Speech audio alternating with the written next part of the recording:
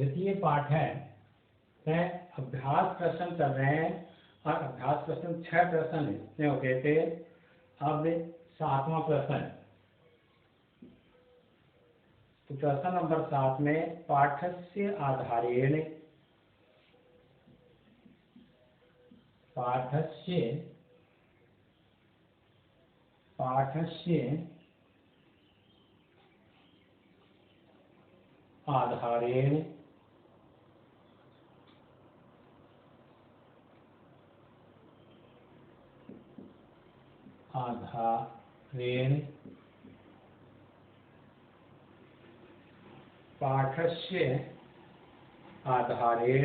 प्रदत्त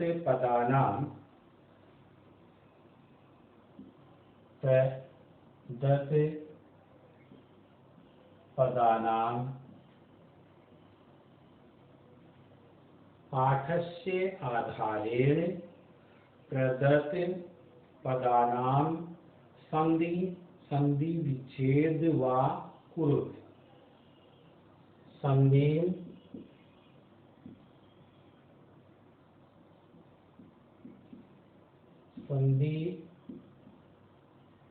विच्छेद वा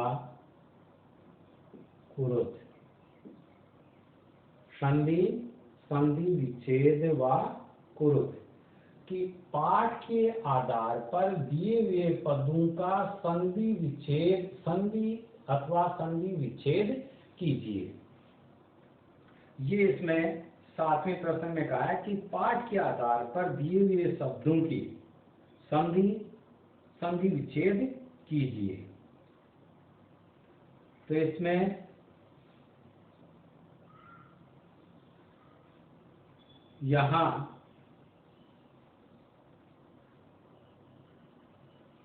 शिवा है, धनते, पहले नंबर पर शिवा है, धन ते, शिवा है, धन ते। तो इसमें तय पद आगे आने पर सत्व विसर्ग संधि, तो विसर्ग का स और आगे तय वर्ण होने पर स दंतई से जाएगा, तो शिवाते पद आएगा, शिवाते। और इसमें सत्व विसर्ग संधि होगी। दूसरे में पद दिया गया है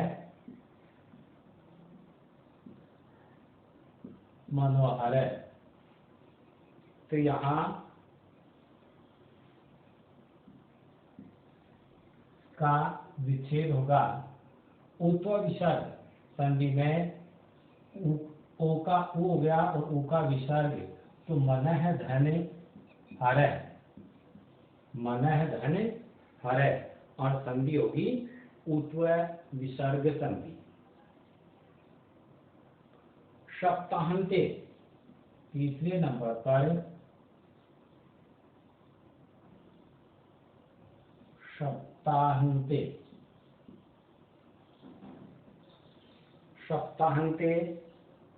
तो इसमें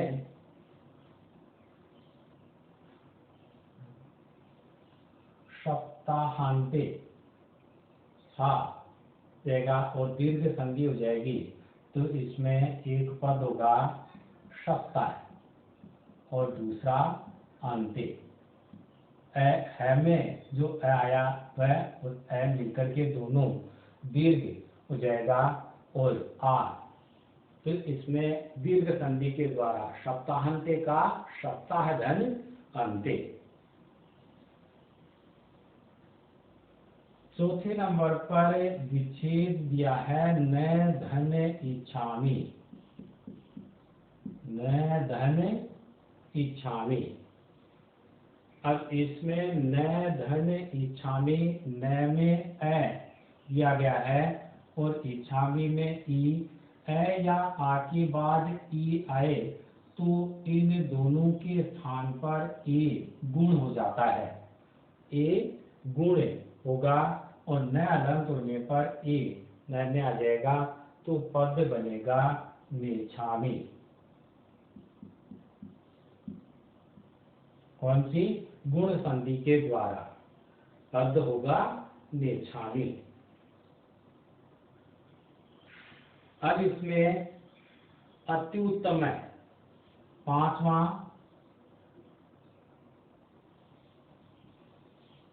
अत्युत्तम है, पांचवा पद था, पांचवा शब्द दिया गया है अत्युत्तम।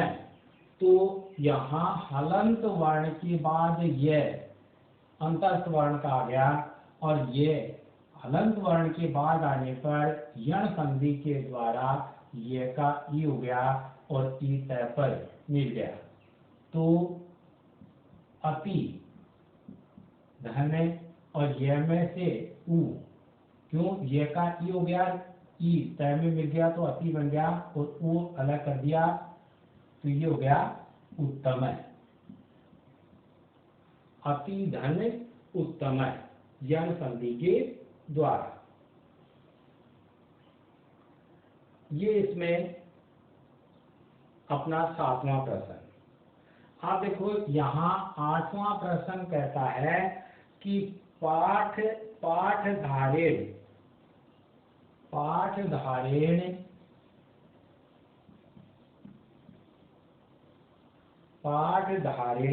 अध्योलिखित पदानां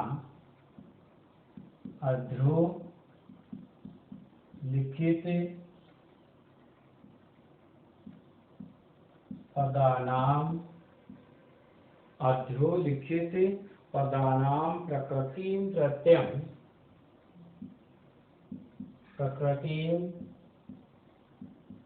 प्रत्ययम् अध्योलिखित पदानां प्रकृतिं प्रत्ययम् च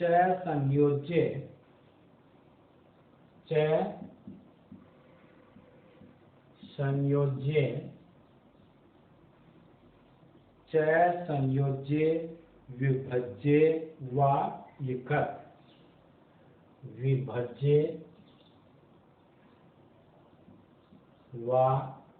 लिखत। पाठधारेण अध्योलिखित पदानां प्रकृति प्रत्ययम् च संयोज्ये विभज्ये वा लिखत। कि पाठ के आधार पर निम्नलिखित पदों का प्रकृति प्रत्यय मिलाकर, जोड़कर अथवा विभाजित करके लिखिए। संयोज्य होता है जोड़ना और विभज्य होता है अलग या पृथक करके लिखना। अब इसमें यहाँ पर में पहले नंबर पर पद है कारणीयम।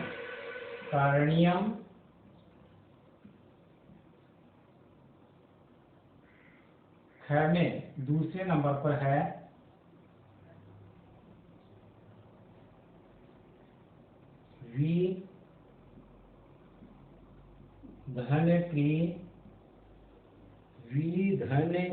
धन लयप, और तीसरे नंबर पर ग में तीसरे नंबर पर है पठितम।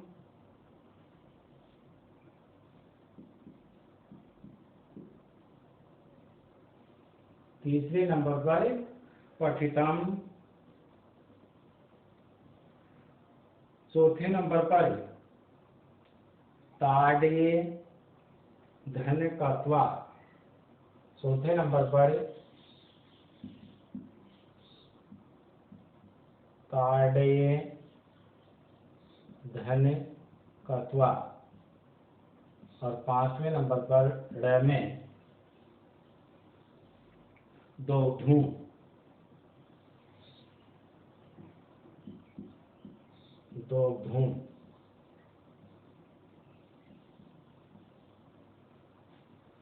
अब पहला शब्द इसमें आया कारणीयम। कार्नियम में जब इसमें प्रकृति प्रत्यय अलग करके लिखना है तो धातु है क्री और प्रत्यय है अनियर। प्रत्यय है अनियर और धातु क्री। दूसरा वी उपसर्ग है क्री, धातु है लयक, प्रत्यय है। इसको जोड़ करके ये संयोज्य में आएगा तो इसका संयोज्य करके लिखेंगे कि शब्द बनेगा विकीर्य। विकीर्य।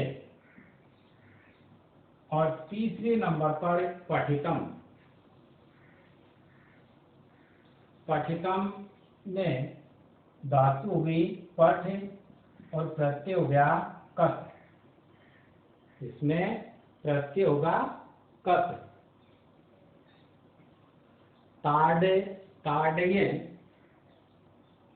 ताड़ये धन कत्वा, तो इसमें ताड़ये ये अलंत होगा और कत्वा प्रत्यय है तो यहाँ ताड़यित्वा।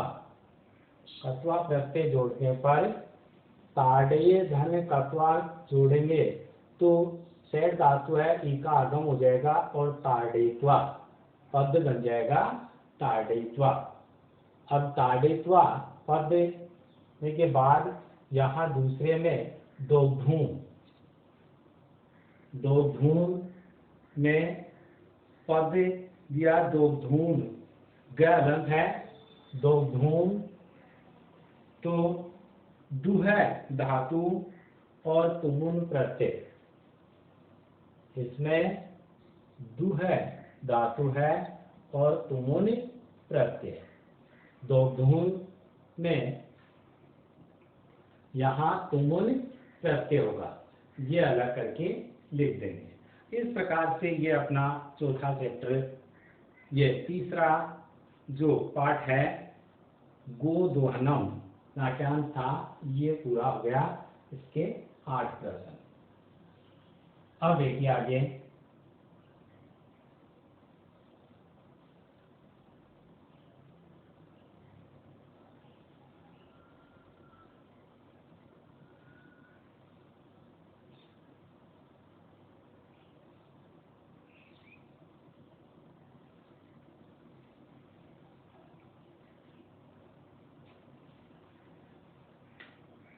पहले तो इसमें जो आज के लिए अपना गृह कार्य है,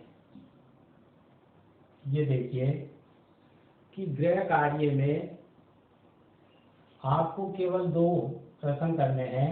पाठ में जो प्रश्न नंबर 107 व 8 करना है।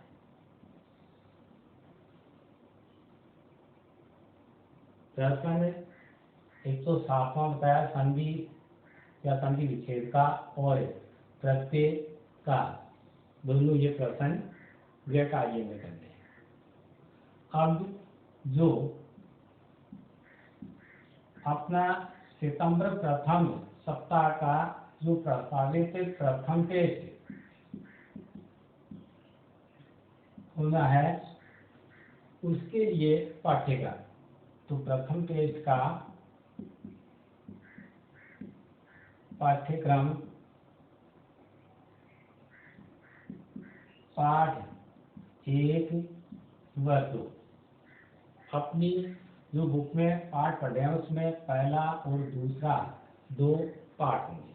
और ये जो व्याकरण पढ़ी थी उसमें 2 टॉपिक, एक तो संधि और दूसरा समास, जो पाठ्यक्रम के अनुसार यानी केवल स्वर संधि के 5 भेद में से संधि पूछी जाएगी। और दूसरा जो समास है उसमें तो ये 2 टॉपिक इसमें व्याकरण के और 2 चैप्टर बुक के, ये अपने इस प्रथम टेस्ट के लिए पाठ्यक्रम सिलेबस ये इसका। अब देखिए आगे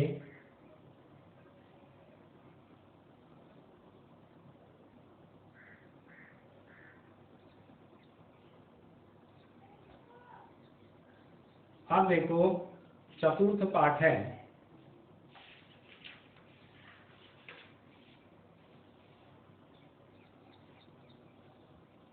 तो इसमें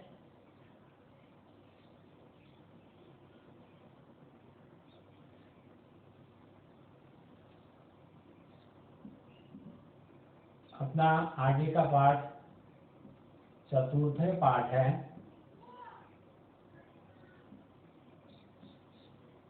कल्प तरु। कल्प तरु।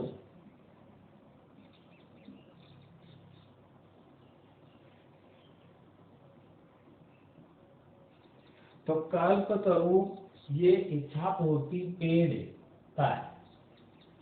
तो इस कल्प तरु पाठ में ये जो अपना कल्प तरु पाठ है, इससे में पहले जो पाठ परिचय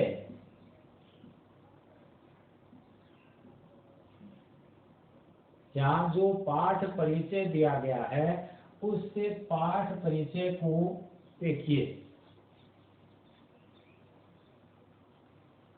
कि पाठ परिचय में बेताल पंचविंशति, बेताल पंचविंशति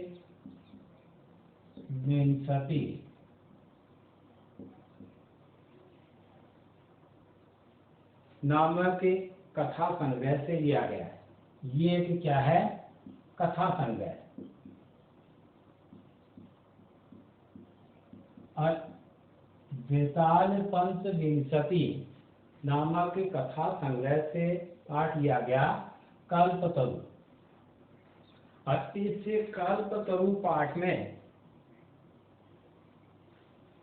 जिसमें मनोरंजक एवं आश्चर्यजनक घटनाओं के माध्यम से जीवन मूल्यों का निरूपण किया गया है। और जो कल्पतरु कथा है, कल्पतरु कथा कहाँ से ली गई? बेताल पंचविंशति नामक कथा संग्रह से लिया गया है।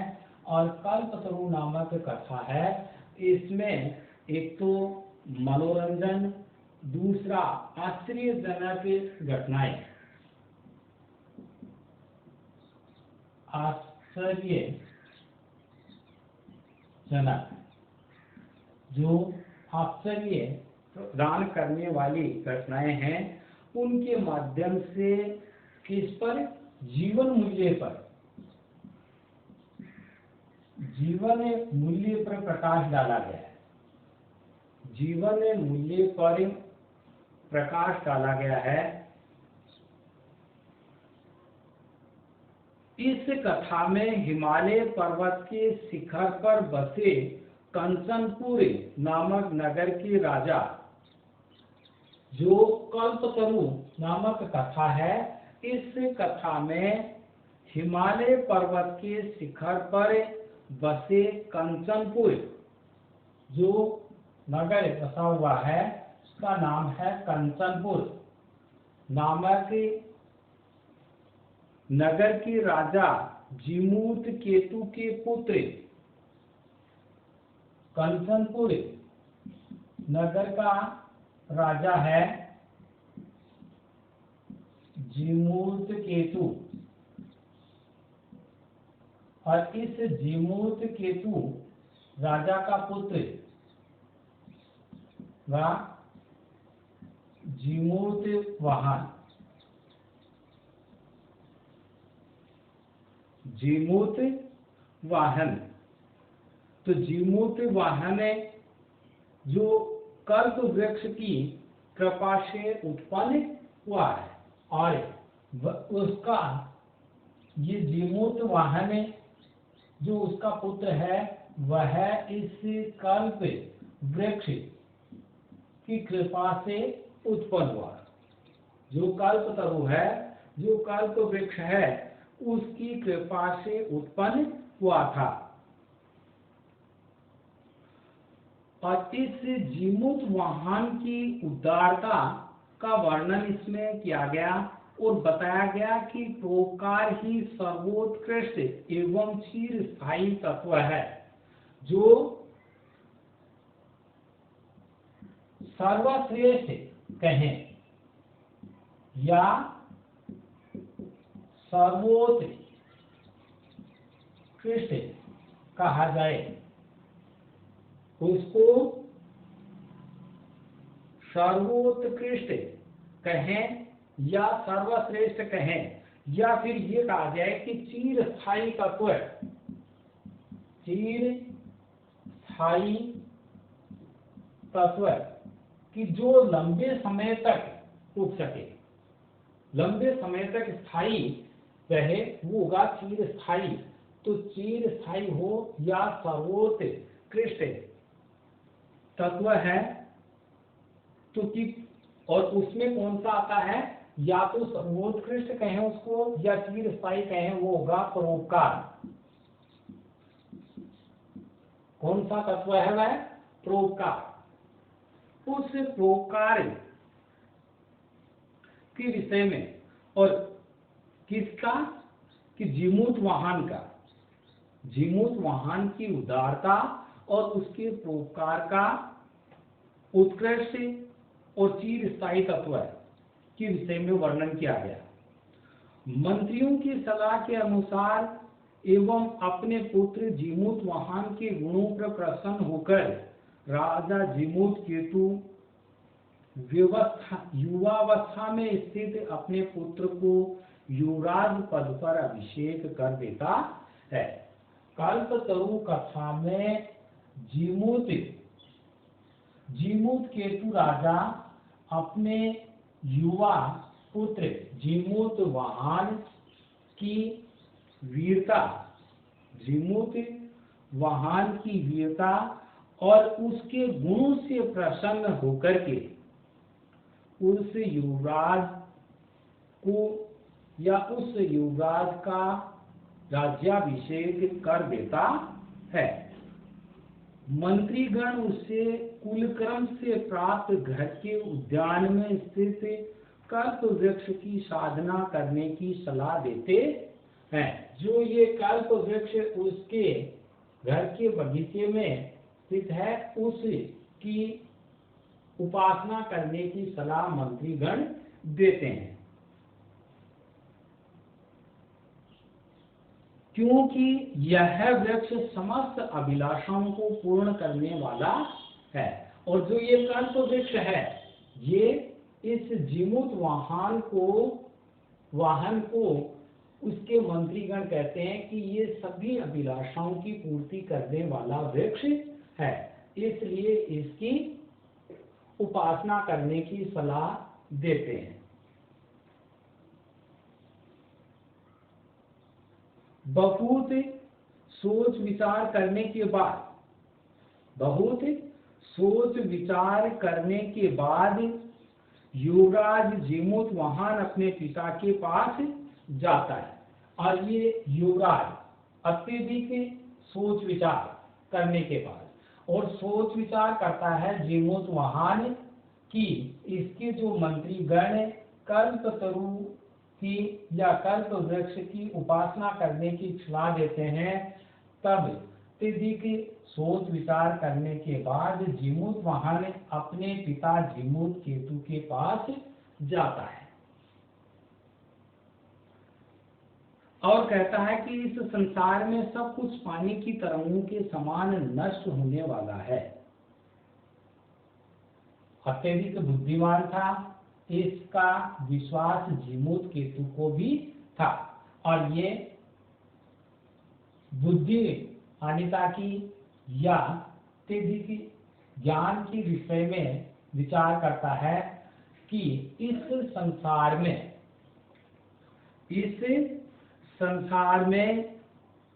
कि सब कुछ, इस संसार में जो कुछ भी है वह पानी की लहरों के समान, पानी की लहरों के समान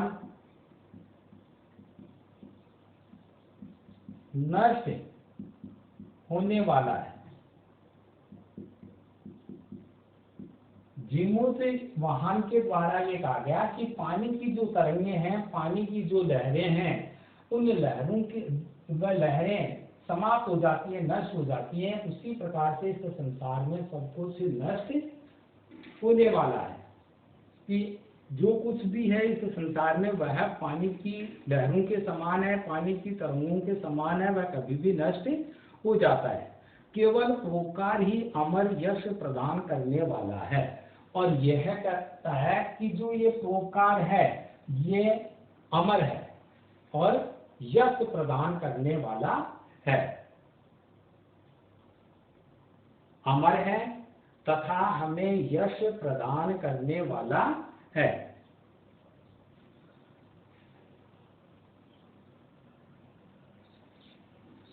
अतः मैं परोपकार करने के लिए कल्प वृक्ष की साधना करूंगा। इसलिए जीमूत वाहन अपने पिता जीमूत केतु से कहता है कि मैं यश प्राप्त करने के लिए इस कल्प वृक्ष की आराधना, इसकी पूजा अर्चना करूंगा।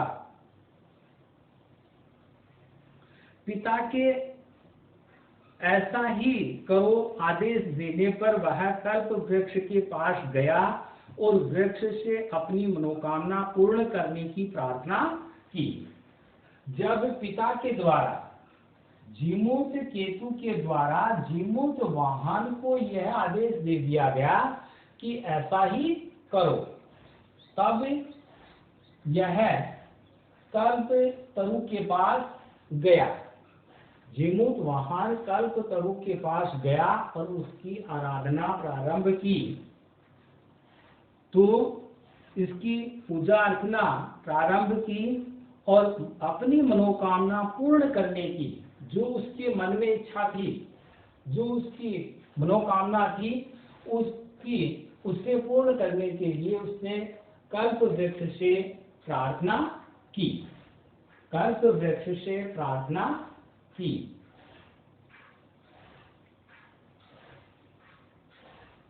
प्रार्थना सुनकर कल्प वृक्ष ने स्वर्ग में उड़कर वहां से पृथ्वी पर इतना धन बरसाया कि सबकी निर्धनता दूर हो गई। जीमूत वाहन ने जब कल्प वृक्ष की प्रार्थना की तो कल्प वृक्ष के द्वारा पृथ्वी पर धन की वर्षा की गई। कल्प वृक्ष के द्वारा धन बरसाया गया या धन की वर्षा की गई, जिससे सबकी निर्धनता दूर हो गई। और जीमूत वाहन चाहता भी यही था कि इस संसार में, इस पृथ्वी पर कोई भी निर्धन न रहे, कोई भी दुखी न हो। तो उसके द्वारा धन वर्षा करने पर सबकी निर्धनता दूर हो गई। इस प्रकार सभी प्राणियों पर दया करने वाले जीमूत वाहन का यश हर जगह फैल गया।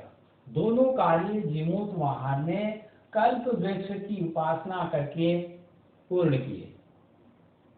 पहला कार्य, पृथ्वी पर निवास करने वाली इसकी जनता निर्धन न रहे और स्वयं का यश फैले। तो धन वर्षा करवाने पर सभी धनवान बन गए, कोई भी निर्धन नहीं रहा और जीमूत वाहन का पृथ्वी पर यश फैल गया। ये वर्णन इस पाठ में किया गया है हम कि यहाँ आज के टॉपिक में, इसमें एक तो गृह कार्य के रूप में और दूसरा में वाले प्रथम टेस्ट का पाठ्यक्रम के विषय में चर्चा की। और ये चतुर्थ पाठ का जो पाठ परिचय पढ़ा है, जो बेताल पंचविंशति कथा संग्रह से लिया गया अपना पाठ कल्पतरु, और इसमें जीमूत केतु के पुत्र यशस्वी पुत्र जीमूत वाहन का वर्णन किया गया है।